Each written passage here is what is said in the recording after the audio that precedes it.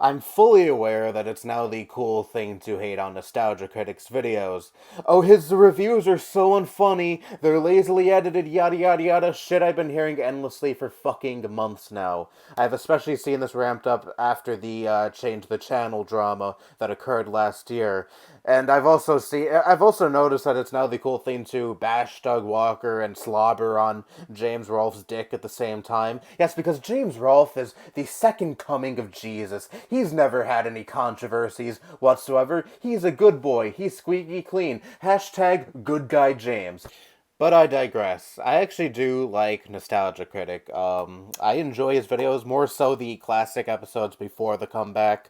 I haven't really been keeping up with the newer episodes these past few years because honestly, I don't like the skits. I don't like the actors and all that shit.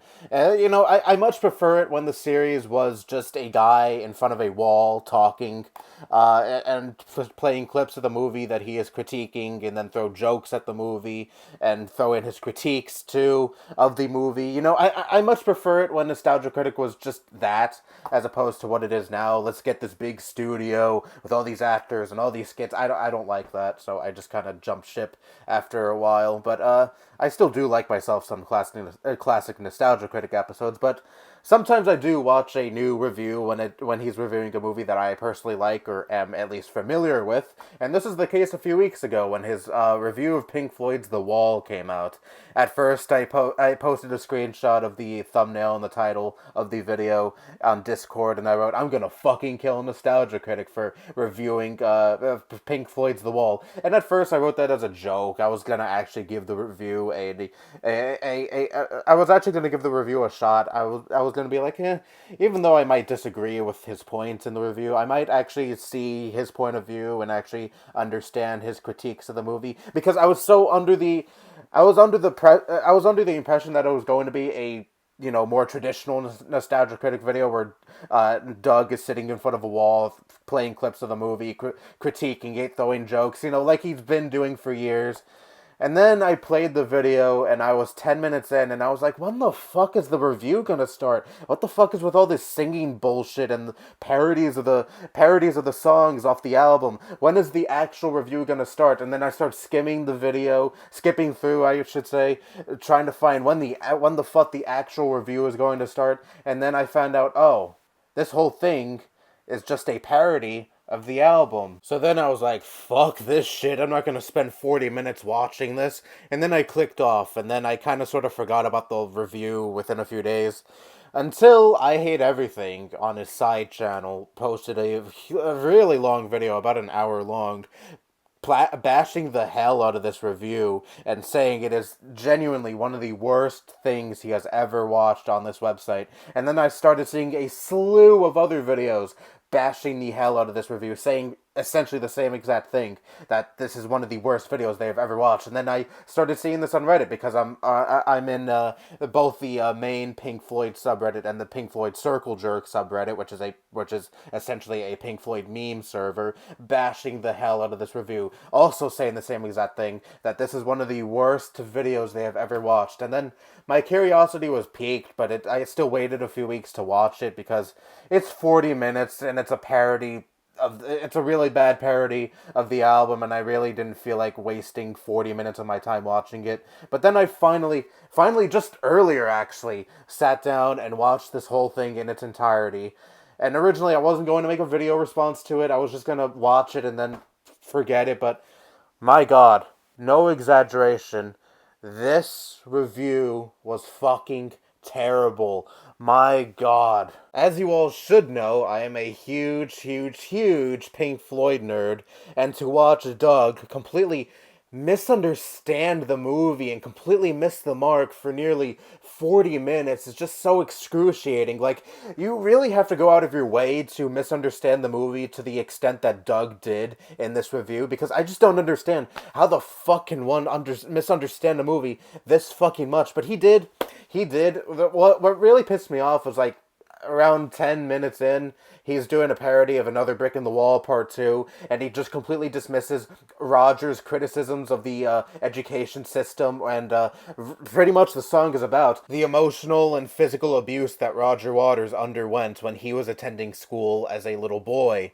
Roger Waters grew up in a very different time when this shit was acceptable in schools, where it was seen as normal that, teachers would beat the shit out of their students with rulers and insult them, and you even see right there in the movie that Pink, as a little boy, he was writing poems in his poetry book in class, and then the teacher picks up the book and reads the poems in front of the whole class, and pretty much to embarrass Pink. And then he tells Pink that his poems were rubbish, and then he smacks him with a ruler. And Nostalgia Critic is like, just get the fuck over it. Why are you such a big crybaby over this shit? Just grow some balls. Yes, because, undergoing abuse like that, if you're going through abuse like that, just grow some balls. And for some reason, Doug starts showing screenshots of these articles criticizing the U.S. education system of modern day, even though this song is about the UK education system of that time period, so I really have no clue what you were going at with that point in your review, but whatever. And then also Doug criticizes the World War II imagery, the scary monsters that appear during the Goodbye Blue Sky portion of the movie. You do know that's supposed to represent, the horrors of World War II and the paranoia going on at the time, and, pretty much the horrors of the war going on at that time. Doug, you didn't grow up at that time, and I'm not trying to say that I 100% understand that either, because I didn't grow up in that time period as well, so obviously I can't really relate to how people felt during that time period, but at the very least, I can understand what the fuck the movie was trying to convey there, and Doug is just like, this is silly, I don't understand it, so obviously that must mean it is shit. Why is there World War II imagery in the same movie that talks about how much high school bites? Alright, first off, dude, you do know that Roger Waters' father was a World War II veteran, right? He died in the Battle of Anzio. Roger Waters was only 5 months old when his father died. He didn't know his father, he has no memories of his father because he was an infant when his father died in the war, and that's kind of sort of why the World War II imagery is so heavy in this movie, because it plays such a huge, important role in the movie, and the reason why it is in a movie that is supposedly whiny about school is because all of this leads up to Pink building his mental wall. This movie has a lot to do with Roger Waters' real life and all of the struggles he's gone through in his own life. And it's kind of pivotal to know about that stuff when watching this movie, and especially reviewing this movie. It just shows that you didn't bother to do the most basic ass research prior to making this review. This whole big grand review with all these special effects and all this shit and CGI and all that. You didn't do the most basic fucking thing, which is the most basic fucking research required before jumping in and doing this whole big review, this big spectacle. I can't even fucking call it a review, because this hardly constitutes as a review. It's just a parody of the album, just continuously trashing the movie unfairly and the album, and, the songs aren't even fucking good. You can't fucking sing worth a shit.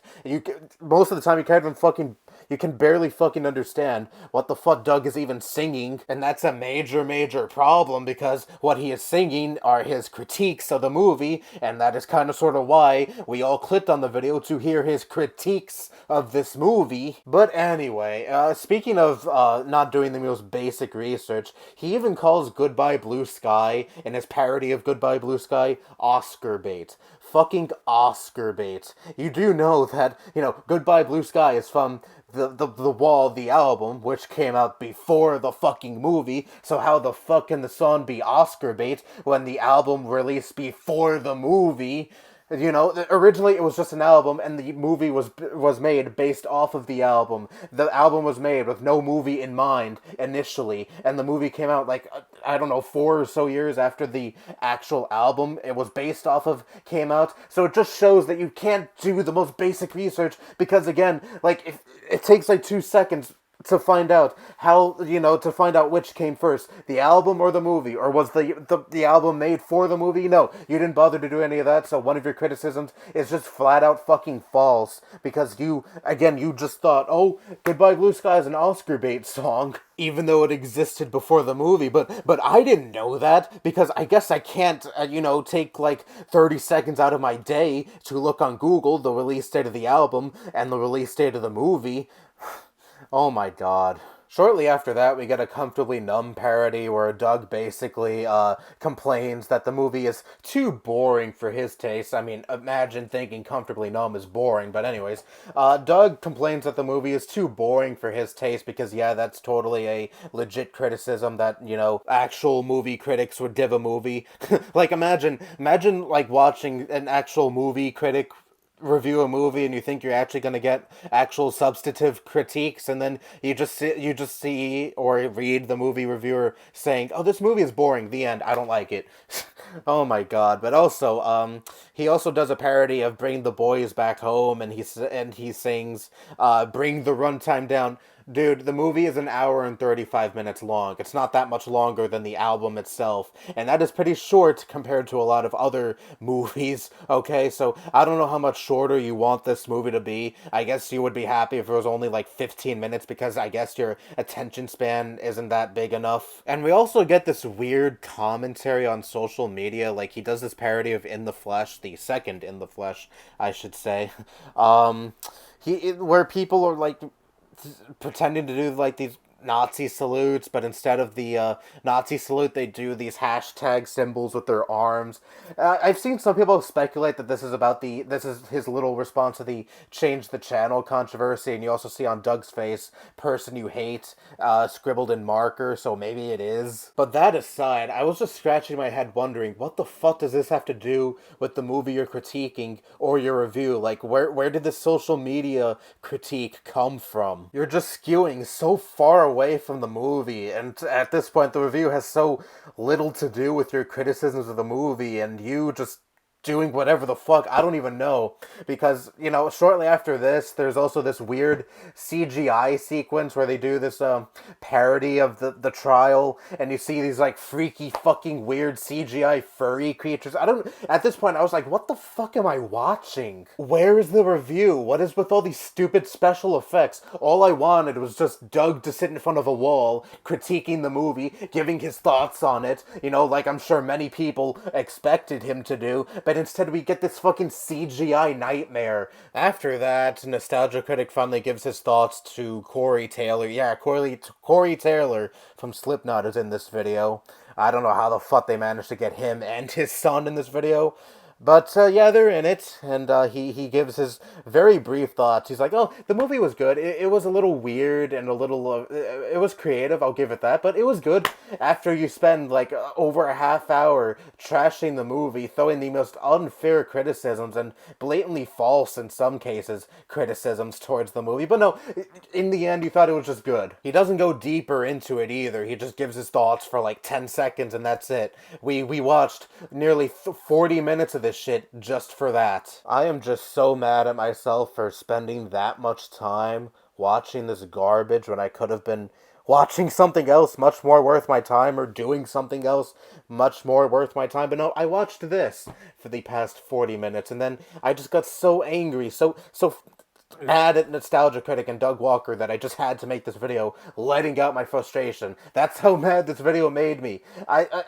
At first, I thought it was an exaggeration when people said this is one of the worst reviews they have ever watched in their entire lives. I was like, it can't be that bad. I mean, I've watched Nostalgia Critic videos that a lot of people didn't like, and I ended up actually kind of liking it. Like, Bart's Nightmare, that weird Let's Play he did a few years back. I actually kind of enjoyed it when a lot of people were trashing him for that, So I've enjoyed some of Doug's more, hated work in the past, but this...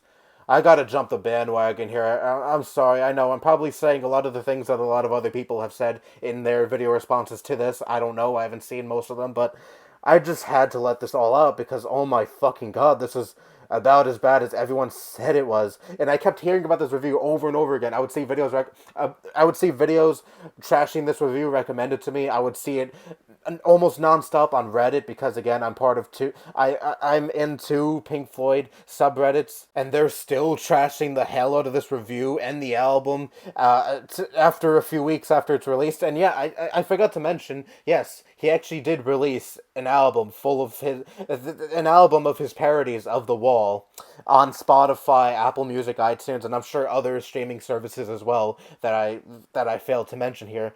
Like, you legit think people would want this shit in their library? You poorly singing your poorly thought out critiques of the film and the album? Doug, what planet do you live on? Oh my god. He even said there's some exclusive songs on that album that weren't included in the review, and I have no desire to listen to those because I'm sure they're just about as awful as the review itself was and the songs that were included in the review. Like, if those exclusive songs on the album weren't good enough to make it into the actual review, and the songs in the actual review were also shit, I can't imagine how bad those songs that are exclusive on the Spotify, Apple Music, etc. versions are. And I also can't believe that Doug actually had the audacity to say that this was a love letter to Pink Floyd. This whole thing trashing the hell out of one of the greatest albums of all time. Yes, that it's actually a love letter to Pink Floyd. I'm sure if Roger Waters heard this, he would definitely appreciate the hell out of this. Oh god, I really do wish that someone would actually have Roger watch this and listen to the album, the parody album, I mean, and record his reactions to it, because it would just be absolutely priceless. Because this review was not only so off the mark, but in some cases actually fucking disrespectful. Because again, this album has a lot to do with Roger's personal life, and even Syd Barrett to an extent, his childhood friend that he watched disintegrate as the years went by. Another highly personal thing in Roger's life, and even the rest of the band, that you completely took a big shit on. Very classy, Doug. Very classy. Again, if you did the most basic as fuck research and knew these things, then, you know, maybe you would have backpedaled and be like, yeah, maybe this review isn't such a great idea because I obviously don't understand the original source material, like, at all, so maybe I should just back off and not do this. But no, you sent this out for the whole world to view, and you are still getting bashed to hell over this, even nearly a month after your review came out. And the thing is, maybe I wouldn't mind the parody so much and all the crazy special effects and shit if you actually interjected you actually critiquing the movie in your usual format within all of that, like you did in your Moulin Rouge review. You did these song parodies and shit in that review, and you collaborated with a nostalgia chick. Well, I don't even know if she goes by that name anymore. I think she just goes by Lindsay Ellis, and that bald dude that I completely forget the name of. You know, you did that. That was a more ambitious review. I didn't really like it because I personally don't really care for musical episodes of shows that are typically not musicals, but still, even if I didn't really care for that review, at least you actually reviewed the movie. You still did these little song parodies and shit, but you still had an actual review within all of that. You were able to pull it off before. I don't know why you were not able to pull it off now, nearly like 10 years later after that review came out. But anyway, I know some people might say, well, oh, you're just a butthurt Pink Floyd fan. You're mad that he trashed your favorite band. What a loser you are. Look, okay, I'm able to accept criticisms of The Wall or any Pink Floyd album that I like if the criticisms are actually just, and, you know, if the person critiquing said album actually understood what the fuck the album was about and understood what they were talking about. If they're like Doug and they have no clue what the fuck they're talking about and have no clue what the original source material that they're bashing is all about, then obviously I'm gonna get mad and not take them seriously in the slightest, because it shows to me that they're too lazy to do the most basic research. They don't care enough to do that, and the only thing they care about is just bashing the hell out of what they don't understand. So yes, self-admittedly, I am a Pink Floyd fanboy, and I probably do know more about this band than I probably should, but that doesn't mean I'm going to shut out actual just criticism. And what Nostalgia Critic did in this video was not just criticism. He completely misunderstood what the fuck he was critiquing, and his criticisms were pretty much just, oh, this is boring, or oh, this movie's going on for too long, or oh, this very personal thing that you're singing about in your album, oh, just get the fuck over it. Just grow some balls. How am I supposed to take that seriously? I don't, at all. And Doug, can you just listen to people and cut this stupid bullshit out with your reviews? We just want to hear what you think about the movie. We don't want a fucking song parody thing, whatever. We don't want all these crazy special effects. We just want you critiquing the movie like you have been doing for like over a decade now. You just sitting in front of a wall and playing clips of the movie, critiquing the movie, and doing whatever the fuck you've been doing usually in your reviews for over a decade now.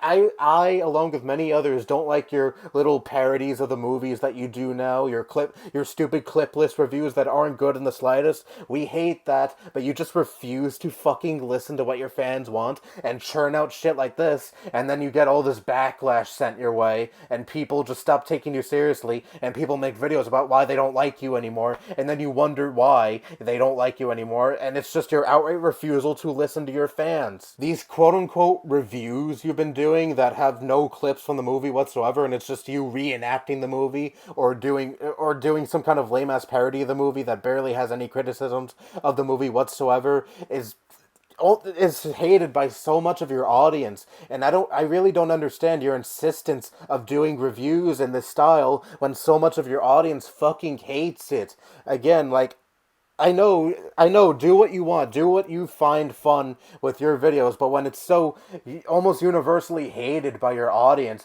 why do you insist on doing it? I just do not get it at all. Anyway, I am done yelling at Nostalgia Critic. I've been doing this for over probably 40 minutes now. Oh my god. Ugh. My voice is tired, and I really just want to clear my head of this god-awful review. I really need to, because it was truly a pain. Even out of curiosity, don't watch this review, because it is painful. Absolutely painful. Trust me. Anyway, that's all I have to say. Bye-bye.